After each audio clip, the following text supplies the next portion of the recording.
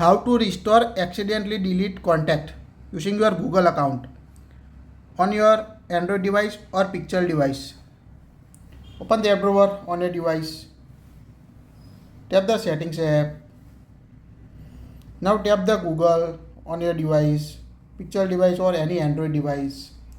To get back deleted contact, tap the all services tab. Now scroll down and find the contact or restore contact option. Now here you can see the restore contacts option in the backup and restore section. So tap the restore contacts on your Pixel device or any other Android device. Now here you can see your device name. Tap on the restore button. Here you can also see view contacts. Now tap the restore.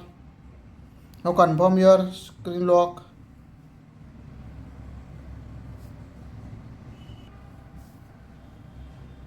Now tap the restore and confirm your Pixel device or any other Android device screen lock to restore your contact.